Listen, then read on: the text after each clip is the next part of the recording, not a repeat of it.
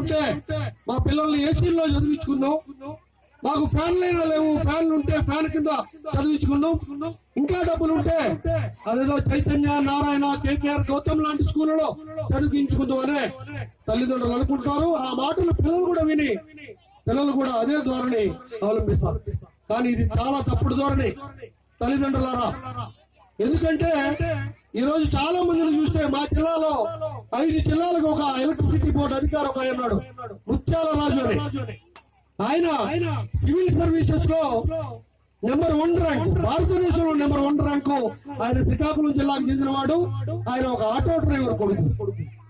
ఈ రోజు మొత్తం కంప్లీట్ గా మన నాయకుల్ని అబ్దుల్ కలాం ని చూసినా, అలాగే మనకు రాష్ట్రపతిగా చేసిన కేఆర్ నారాయణ చూసినా, ఎంతో మంది మహానుభావులు పేదరికం నుంచి వచ్చిన వాళ్ళే.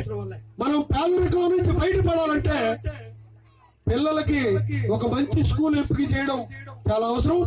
ఎంత అవసరమో అంతే అవసరం పిల్లల్ని గమనించడం. చాలా మంది పిల్లలకి ఏం తెలియదు. చాలా సందర్భాల్లో మీరు కూడా అనుభవంలో తెలుసుకొని ఉంటారు.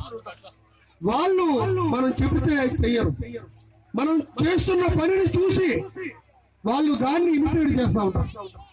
మనం అనుకుంటాం ఏంటంటే, అరే నువ్వు టీవీ చూడకు అని చెప్తావు, బట్ ఇంట్లో మాత్రం మనం సీరియల్స్ తయారు చూసేస్తా ఉంటాం. మనం టీవీ చూడకుండా ఉంటే మీరు టీవీ చూడొద్దని చెప్పినా, టీవీ చూడమని చెప్పిన వాడు చూడడు. అంటే చాలా మంది తల్లిదండ్రులు సిగరెట్ తాగుతూ ఉంటారు. తాగుతూ సిగరెట్ తాగడం మంచిది కాదు, నాకు అలవాటు అయిపోయింది, మీరు మాత్రం ఈ అలవాటు చేసుకోకండి అని అంటారు. వాడు చాలా ఇసుకుంటాడు. ఏంది నాన్న సిగరెట్ తాగుతూ ఉంటాడు, చొట్టు తాగుతూ ఉంటాడు, ఏదో పెద్ద తప్పులా మళ్ళీ నాకు చెప్తా ఉన్నాడు. తల్లిదండ్రులారా, మనం ఎట్లా అయితే పిల్లల్ని పెంచాలనుకున్నామో అట్లా మనం ఉండాలా. అంటే ఈ రోజు మీరు చదువుకోలేరు. మా నాన్న మరి 5వ తరగతి చదువుకున్నాడు. ఆయన అద్భుతంగా చదివించాలని మమ్మల్ని అనుకున్నాడు. మేము ఆరుగురు కూడా బ్రహ్మాండంగా చదువుకున్నాం.